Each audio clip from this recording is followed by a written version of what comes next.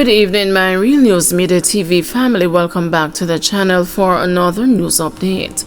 And in the news this evening, man's body found in Sandy Gully. The St. Andrews South police are trying to ascertain the identity of a man whose body was discovered in the Sandy Gully in the parish on Tuesday. The police say about 6:40 a.m. they were summoned to Washington Boulevard, and upon their arrival, the body of a man was seen in the gully.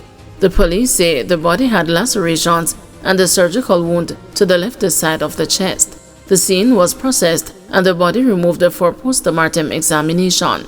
The Doheny Park Criminal Investigations Branch is investigating the matter. Former and alleged gunman killed in tussle at a bar in St. Catherine. Police investigators are probing the death of a farmer and an alleged gunman in the Bellows Gate community in St. Catherine on Tuesday night. The farmer has been identified as 20-year-old Jamani Letts, also known as Zungo and Zeng of Coco Ridge Bellows Gate, while the other man is Odin Jeminson, otherwise called the Maga Dog, also of Bellows Gate. Reports are that about 9:20 p.m., Letts was inside a bar in the community when Jeminson entered the establishment and brandished a firearm. Patrons attempted to disarm him, and he was severely injured during the tussle. A bullet was also discharged from the weapon during the struggle, and Letts was hit. Both men were assisted to the Spanish Town Hospital, where they died. The police reportedly seized a Beretta pistol affixed with a magazine containing 12 rounds of ammunition from the scene. Hopewell High School on the edge as a principal returns to work. Unrest is brewing at Hopewell High in Hanover, as many teachers and students have seemingly abandoned the institution since the return of Principal Baron Grant last Friday. Grant had been absent from the school since the December 2023 murder of the bursar Jermaine Roberts. Roberts was shot dead just outside the school gate by gunmen who appeared to be waiting for him. At the time of the shooting, Grant was inside the school and reportedly ran into a glass door, sustaining serious injuries that required hospitalization. Since then, he had been on a long period of leave until his return last Friday. On the day of his return, several teachers and students were not in attendance at the school. When the news visited the institution to speak with the principal and to look into the situation on Monday, the news team was denied entry. However, the news learned that only 17 out of 65 teachers had reported to work, leaving numerous classes unattended. Dalton Hastings, chairman of the school board, did not provide an explanation for the absences. The majority of the teachers did not come out to work on Friday or today, but as a board, we can't do anything unless we have documented evidence. We cannot act on speculation as we are a responsible board, Hastings said. The bigger picture is for the school, and we must ensure that learning takes place in a conducive environment. Asked directly if Grant's return was connected to the absence of the teachers and the students, Hastings declined to speculate.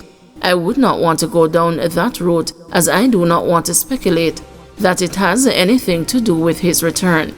It would be irresponsible of me to say that. I cannot attribute anything to that, stated Hastings, who did not want to provide a telephone number for the principal.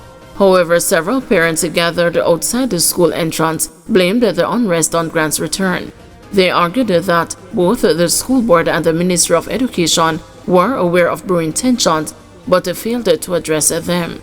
This situation has been dragging on for months, and nothing has changed. The school needs a proper leadership. We cannot continue to send our children into this environment, one frustrated parent told the news. Decisions must be made by the ministry and the board, otherwise parents may choose to withdraw their children, leaving the school empty. Meanwhile, Hanover's police commander, Superintendent Andrew Nish, said the probe into Roberts' murder remains open.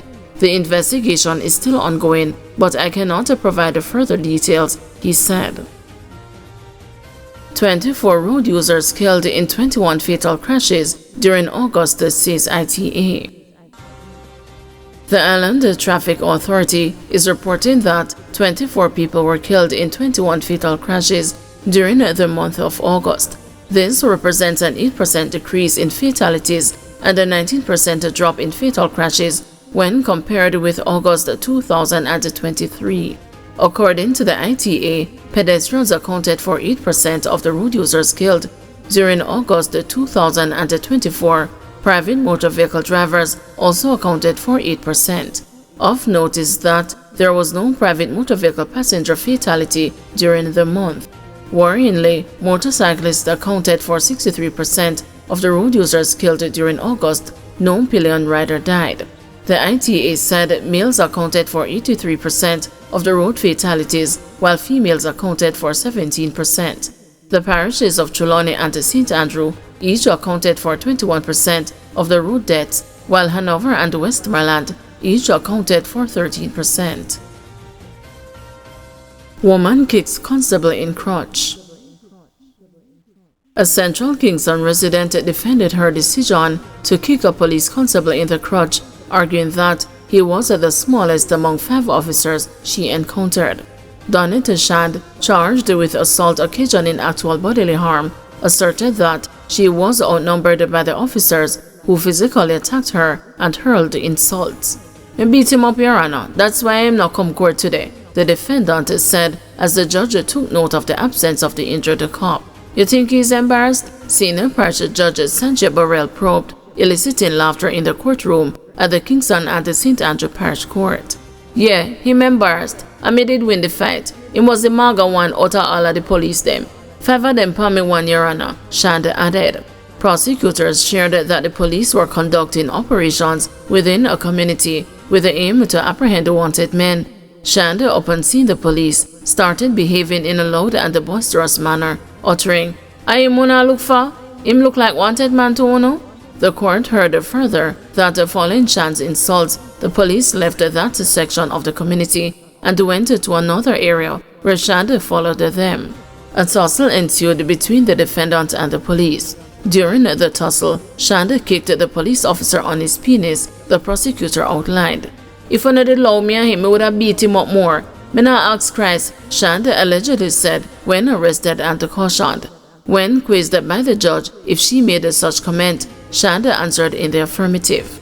"Yes, Your Honor, because them start beat me with the baton and blood up my ankle.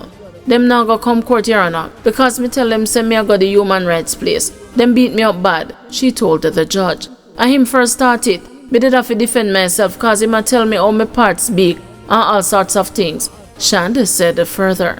Although the defendant pleaded guilty to assault occasioning actual bodily harm, Burrell noted on the court's record that the plea would not be accepted as Shand raised the self-defense.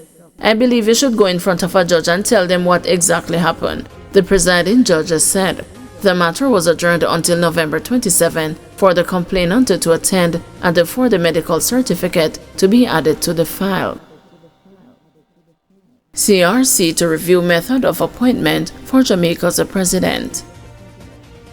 The Constitutional Reform Committee is to review its recommendation regarding the method of appointment for the president as the formal head of state of the Republic of Jamaica.